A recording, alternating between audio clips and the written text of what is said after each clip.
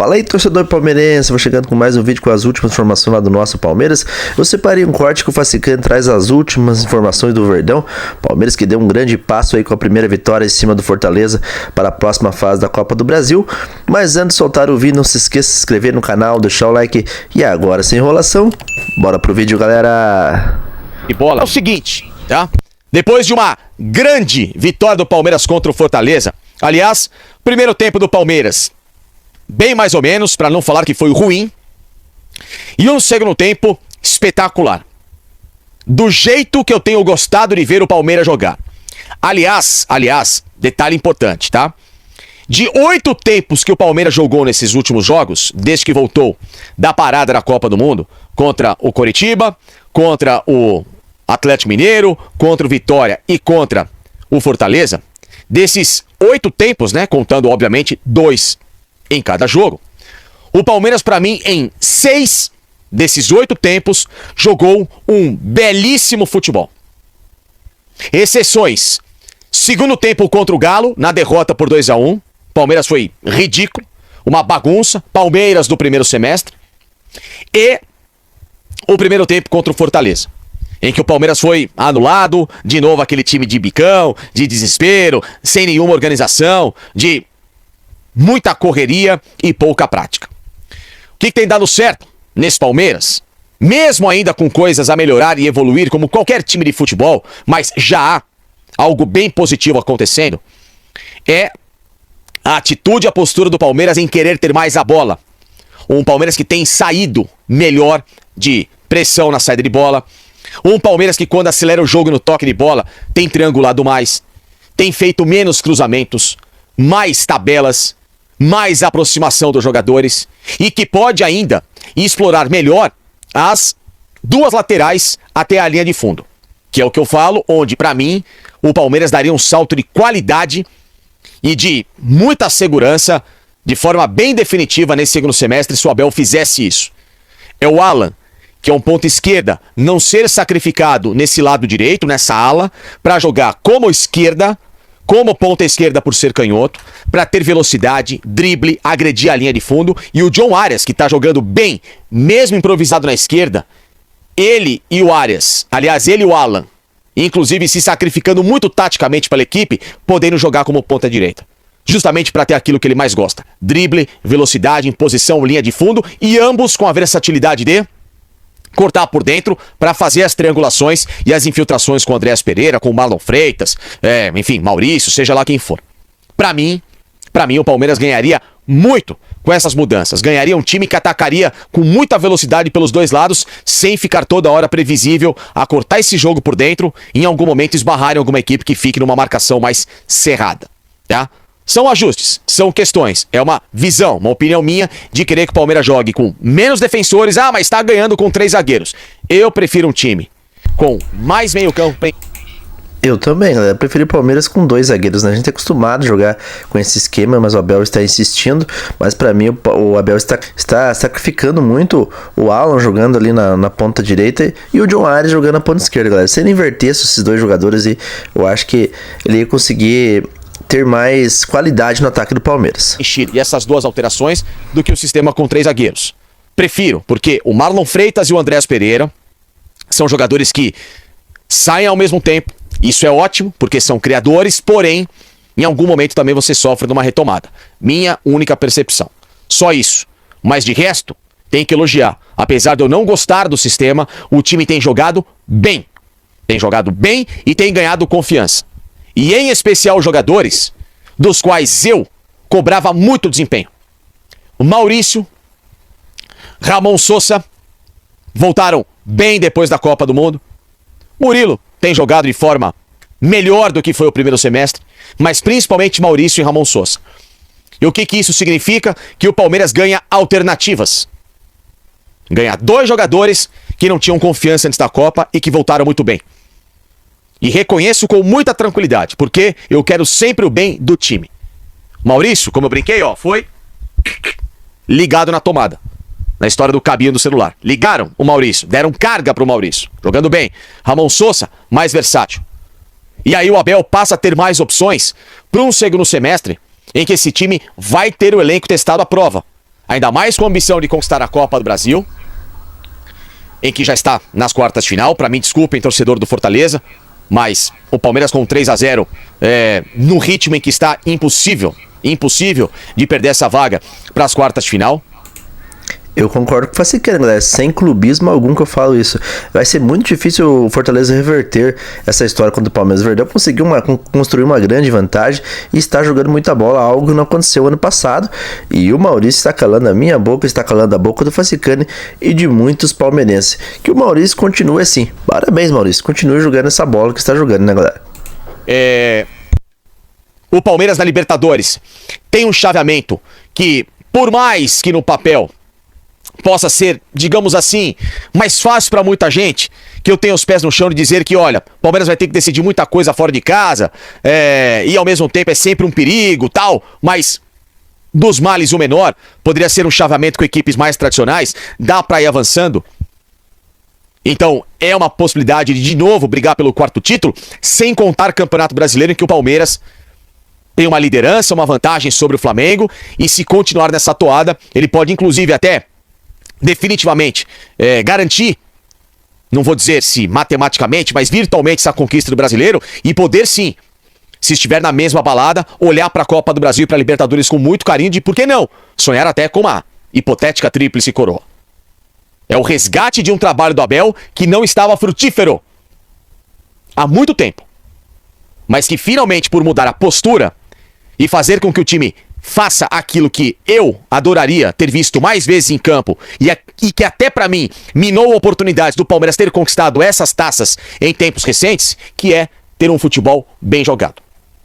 E o que isso significa? Significa o seguinte, que para o duelo contra o Cerro Porteño na próxima semana, 2 jogadores estão praticamente fora do jogo aqui em São Paulo e quiçá até da volta lá no Paraguai. Paulinho, atacante, e Kelvin, lateral direito. Os dois pelo mesmo motivo. Lesões na coxa direita. Galera, com todo respeito ao Kelvin, o Kelvin não faz falta pro Palmeiras. Agora o Paulinho, galera, é uma pena, hein? O cara estava bem, né? Está curado daquela lesão que ele teve lá, daquela cirurgia que ele fez, né? Agora outra lesão. Que dó do Paulinho, galera. É brincadeira, hein? Que fazem, Paulinho? Vamos afastar por pelo menos 2 semanas. O Kelvin ainda pode voltar por ser um cara com menos propensão de lesão ao Paulinho. Voltar que eu digo, se não pro jogo do Cerro Porteño nessa partida de ida, à disposição na volta lá no Paraguai. Porém, o Paulinho é praticamente 100% de certeza que nem pro jogo de volta estaria à disposição.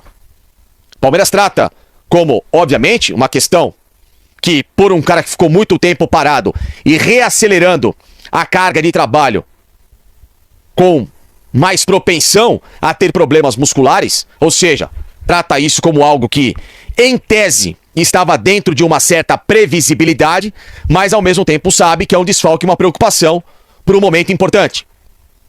Então, de novo, o Paulinho, que custou muito caro aos cofres do Palmeiras, desfalca o time por lesão, o que é uma pena. Um grande jogador que não consegue ter sequência. Então, a ver como é que o Palmeiras vai precisar trabalhar com o Paulinho. Pra mim, repito, tem que ser um jogador de segundo tempo até o final do ano. E aí sim, com férias, com pré-temporada e etc., a ver como é que ele se comporta. Também, como que ele pode melhorar o rendimento para 2027. Não dá pra contar com o Paulinho titular em 2026. Por mais que o Palmeiras queira. Eu adoraria que pudesse ser.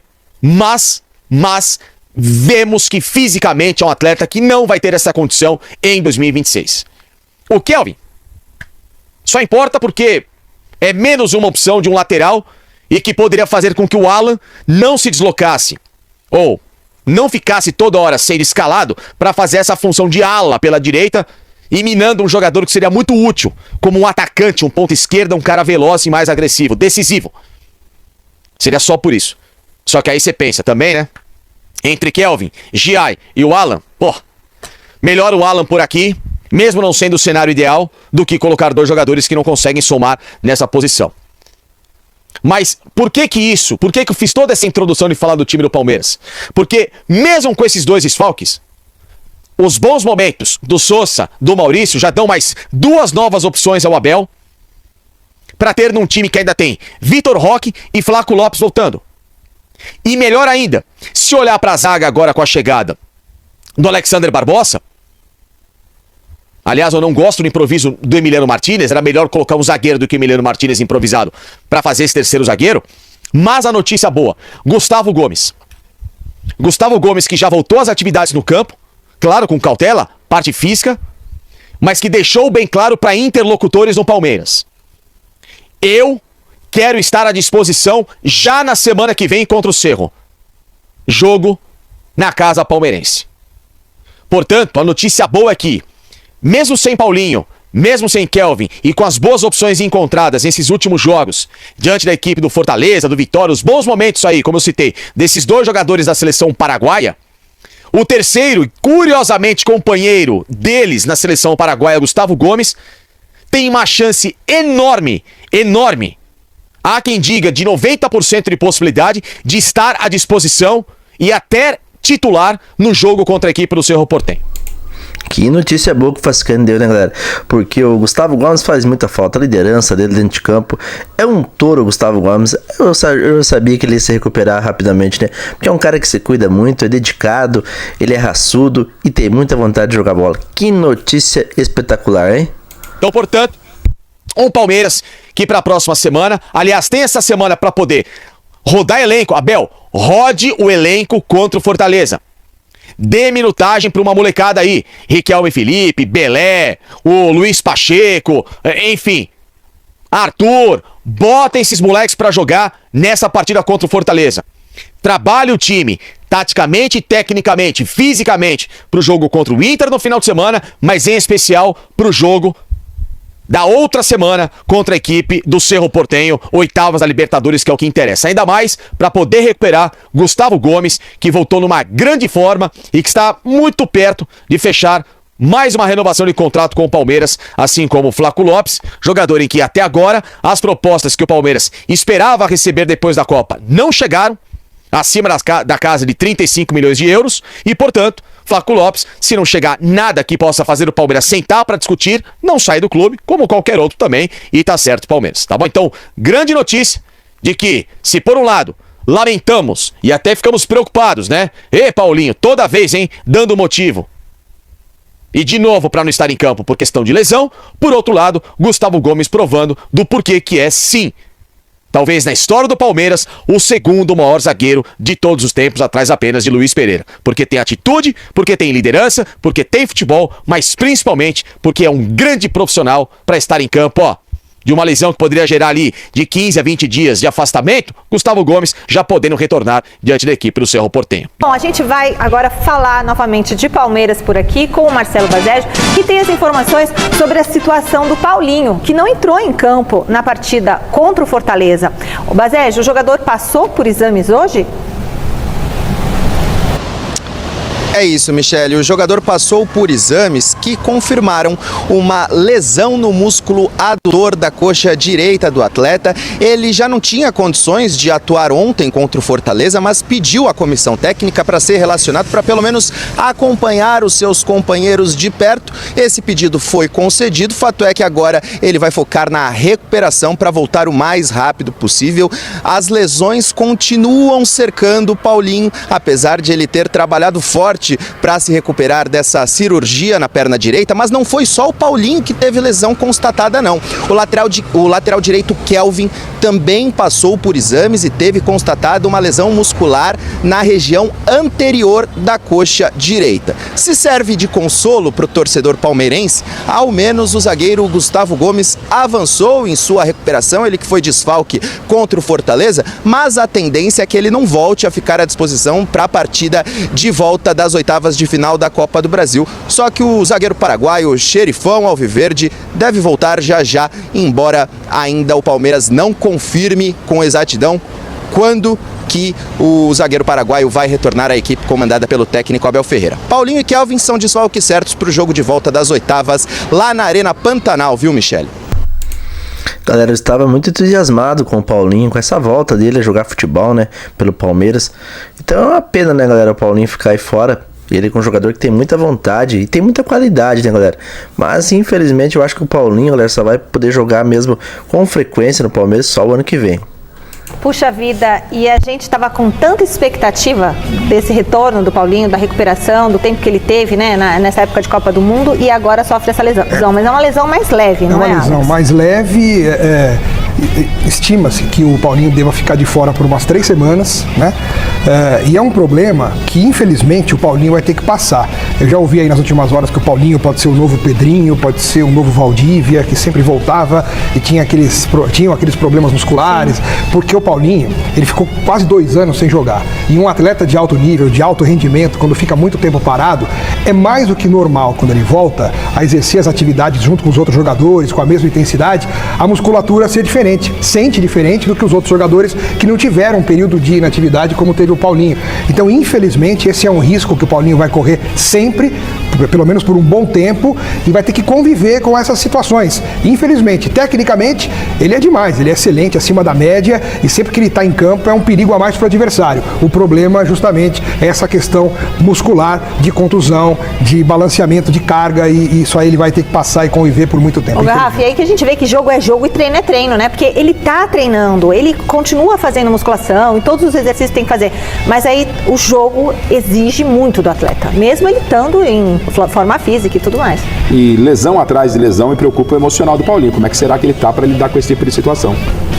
Alexandre Silvestre, tem mais informações a respeito do Palmeiras e sobre essa questão do Paulinho? O que você pode trazer pra gente, seu palpite?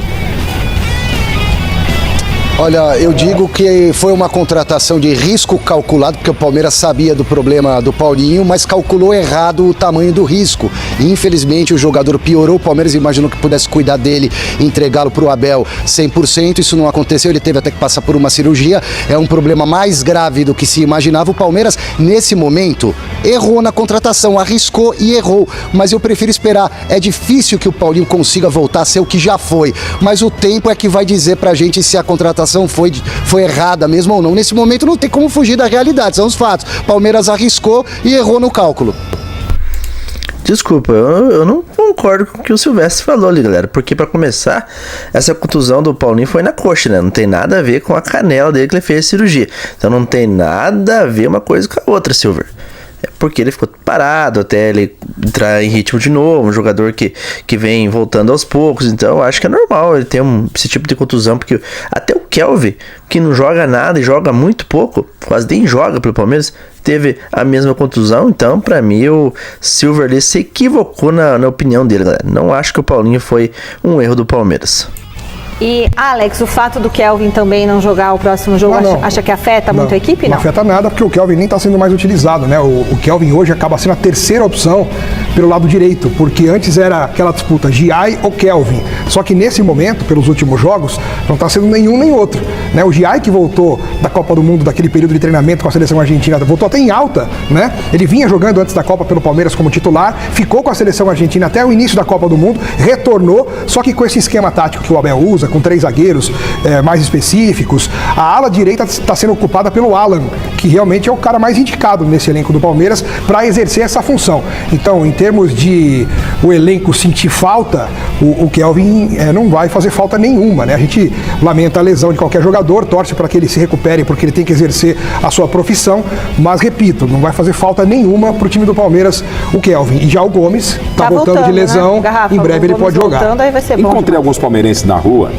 hoje pela manhã, hoje tive um dia agitado antes de chegar aqui na Gazeta, encontrei alguns palmeirenses, eles estão sorrindo à toa, porque diferentemente de outros, né, no caso o Corinthians, vou até dar nome aos bois, o Corinthians perde o Yuri Alberto, por exemplo, é um drama, não tem quem faça gol. O Palmeiras é a lesão do Paulinho, é o Kelvin, mas aí o Abel olha lá na prateleira, perdi o Paulinho, peraí, vem cá, você tá, encaixa aqui. Vem cá, Vitor Roque. Não tem, vem cá, tá, sabe? A diferença, o Palmeiras tem um elenco.